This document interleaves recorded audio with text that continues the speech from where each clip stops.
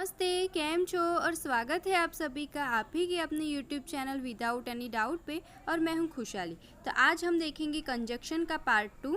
और जैसे कि आपको पता है कि पार्ट्स ऑफ स्पीच की पूरी सीरीज़ चल रही है, उसी का ये एक पार्ट है। तो उस सीरीज़ में मैंने आपको noun, pronoun, verb, adverbs and adjectives के ऊपर वीडियोस दे दिए हैं।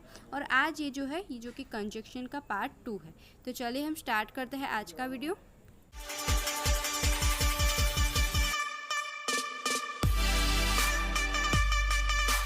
तो देखते हैं rule number 1, two conjunctions should not be used in the sentence. यानी कि एक ही सेंटेंस में आपको दो कंजक्शंस का यूज़ नहीं करना है।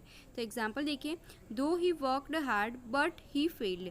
यानी कि हालांकि उसने बहुत ज़्यादा मेहनत करी थी, फिर भी वो फेल हो गया। तो देखें यहाँ पे, आप देखें यहाँ पे पहले यूज़ हुआ है दो का और उसके बाद में यहाँ पे यूज़ हुआ है बट का।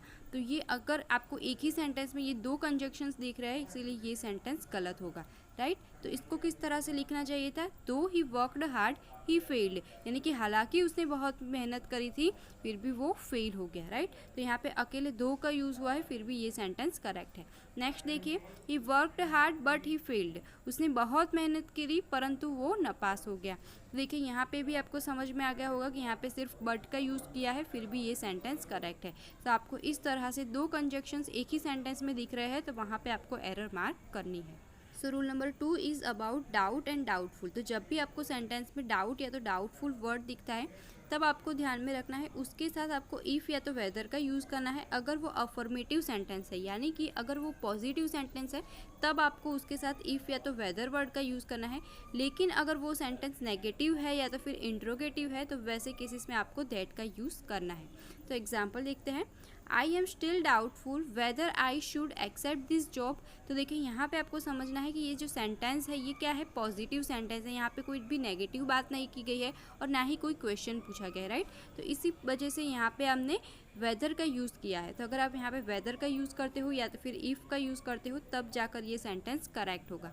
नेक्स्ट देखिए, I have no doubt that he will answer it correctly. देखिए यहाँ पे ये एक नेगेटिव सेंटेंस है, क्योंकि यहाँ पे नो वर्ड का यूज़ हुआ है, इसलिए यहाँ पे हमने दैट कंजक्शन का यूज़ किया है। तब आपको समझ में आ गया होगा कि कब इफ़ और वेदर का यूज़ होगा एंड कब दैट का यूज़ होगा। तो इसको आपको अच्छे से ध्यान में रखना है। इस रूल में हम देखेंगे कि कब हमें नाइदर ऑफ का यूज़ करना है और कब नन ऑफ का। तो देखिए नाइदर ऑफ का यूज़ होगा नन ऑफ द टू बताने के लिए, यानी कि दोनों में से एक भी नहीं। जब हमें बताना है कि इन दोनों में से एक भी नहीं, तब आपको नाइदर ऑफ का यूज़ करना है। लेकिन अगर हमें बोलना है कि यहाँ पे दो से ज़्यादा लोग हैं और हम बोल रहे हैं कि इनमें से कोई भी नहीं, तब वैसे केसेस में हमें नन ऑफ का यूज़ करना है, राइट। तो इन दोनों का जो मीनिंग है वो नेगेटिव होता है, लेकिन दो लोगों के लिए हम नाइदर ऑफ का यूज़ करेंगे, लेकिन दो से ज़्यादा लोगों के लिए हम नन ऑफ का यूज़ करेंगे। तो फर्स्ट एग्जांपल देखिए, neither of this two boys is selected. देखिए यहाँ पे आपको समझ में आ गया होगा कि यहाँ टू बॉयज़ है और इन दोनों में से एक भी लड़का जो है कि सिलेक्ट नहीं हुआ है, राइट। तो इसीलिए यहाँ पे हमने नाइदर ऑफ का यूज़ किया है। और इसके साथ ही साथ यहाँ पे एक ध्यान में रखने वाला पॉइंट ये भी है कि नाइदर ऑफ है चाहे नन ऑफ है, लेकिन इसके बाद में लगने वाला नाउन भले ही हमारा प्लूरल होगा, लेकिन उसके बाद में लगने वाला जो वर्ब होगा वो हमेशा ही हमारा सिंगुलर होगा। और ऐसा क्यों होगा, देखिए हम क्या बोल रहे हैं कि neither of this two boys is selected, मतलब कि इन दोनों में से एक भी लड़का सिलेक्ट नहीं हुआ है। तो इन दोनों में से, तो ये तो बॉयज़ तो दो है, इसलिए हमने बॉयज़ का यूज़ किया है। लेकिन हम क्या बोल रहे हैं, दोनों में से कोई भी नहीं, मतलब कि सिंगुलर हो गया ये, इसी की वजह से यहाँ पे इज़ का यूज़ हुआ है। नेक्स्ट देखिए, none of this boys is selected, यानी कि इनमें से एक भी लड़का सिलेक्ट नहीं हुआ है। तो यहाँ पे हम दो लड़के की बात नहीं कर रहे हैं, बल्कि हो सकता है यहाँ पे दो से ज़्यादा लड़के होंगे, इसीलिए यहाँ पे हमने नन ऑफ का यूज़ किया है। आपको ध्यान में रखना है कि अगर यहाँ पे टू बॉयज़ है और यहाँ पे नन ऑफ लगेगा, तब वहाँ पे आपको एरर फाइंड करनी है, राइट। सो अगर दो बॉयज़ है तब आपको नाइदर ऑफ का यूज़ करना है, दो से ज़्यादा है तब आपको ध्यान रखना है कि यहाँ पे नन ऑफ का यूज़ होगा। अब देखिए ये जो रूल नंबर 4 है वो रूल नंबर 3 के जैसा ही है। वहाँ पे हमने neither of and none of की बात की, उसी तरह से यहाँ पे हम देखेंगे either of and one of. यानी कि आइदर ऑफ का मतलब होता है वन ऑफ द टू, यानी कि जब हमें दो में से किसी एक को सिलेक्ट करना है। अगर हमें बोलना है कि इन दोनों में से एक, तब वैसे केस में आपको आइदर ऑफ का यूज़ करना है। लेकिन अगर आपके सामने दो से ज़्यादा वस्तुएं हैं या दो से ज़्यादा पर्सन है, तब अगर आप बोल रहे हो कि इन सब में से कोई भी एक, राइट, इन सब में से कोई भी एक, यानी कि वैसे केस में आपको वन ऑफ का यूज़ करना है, राइट। सो दो से ज़्यादा के लिए वन ऑफ का यूज़ होगा और दो के लिए आइदर ऑफ का यूज़ होगा। एग्जाम्पल देखिए, either of these two boys has scored more than 90% marks, यानी कि इन दोनों में से किसी भी एक लड़के ने 90% से ज़्यादा मार्क्स अचीव किए हैं, राइट। तब आपको समझ में आ गया होगा कि यहाँ पे दो बॉयज़ की बात की गई है और उसमें से किसी एक बॉय ने 90% से ज़्यादा मार्क्स अचीव किए हैं, तो इसीलिए हमने यहाँ पे आइदर ऑफ का यूज़ किया है, क्योंकि टू बॉयज़ हैं और उनमें से किसी भी एक ने 90% स्कोर किया है, इसलिए यहाँ पे एक हो गया जो कि सिंगुलर होता है, इसलिए यहाँ पे सिंगुलर वर्ब हैज़ का यूज़ हुआ है।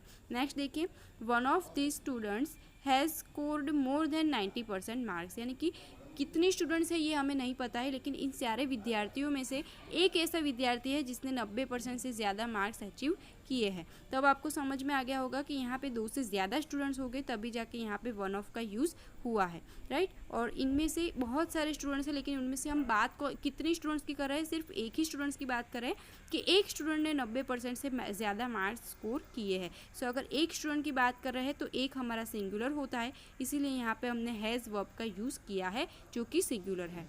तो अब से आपको ध्यान में रखना है आइदर ऑफ है, नाइदर ऑफ, वन ऑफ और वन ऑफ, इन सभी के साथ आपको भले ही नाउन हमारा प्लूरल होगा लेकिन वर्ब हमेशा ही हमारा सिंगुलर होना चाहिए। अब देखिए रूल नंबर 5, इसमें बात करी गई है बोथ की। तो बोथ जो है वो हमेशा ही एंड के द्वारा फॉलो किया जाता है, यानी कि बोथ के बाद आपको सिर्फ एंड ही कंजक्शन का यूज़ करना है और कोई भी कंजक्शन का यूज़ नहीं करना है।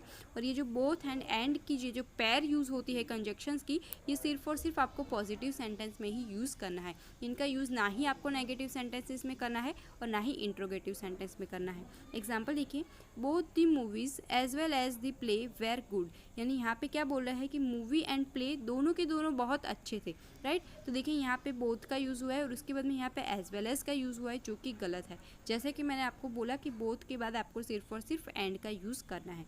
तो वैसे तो ये सेंटेंस आपको पढ़ने में करेक्ट करेगा, लेकिन यहाँ पे एरर है। तो नेक्स्ट देखिए, both the movie and the play were good, यानी कि दोनों मूवी एंड प्ले दोनों के दोनों अच्छे थे, राइट। यहाँ पे बोथ के साथ एंड का यूज़ हुआ है, जो कि राइट है। आई होप आपको ये रूल्स अच्छे से समझ में आए होंगे। तो देखिए अब मैं इसका एक नेक्स्ट पार्ट ज़रूर लेके आऊँगी, जिसमें हम कंजक्शंस के ऊपर बेस्ड थोड़े से क्वेश्चंस प्रैक्टिस करेंगे, ताकि आपका ये कंसेप्ट एकदम ही क्लियर हो जाए। सो अगर आप नेक्स्ट वीडियोस को मिस करना नहीं चाहते हैं तो इस चैनल को सब्सक्राइब ज़रूर कर दीजिएगा और बेल आइकन पे भी क्लिक कर दीजिएगा। और आज का वीडियो आपको कैसा लगा है मुझे कमेंट करके ज़रूर बताइएगा और इसे अपने दोस्तों के साथ भी शेयर ज़रूर कीजिएगा। ओके फ्रेंड्स, मिलते हैं नेक्स्ट वीडियो में। Thanks for watching.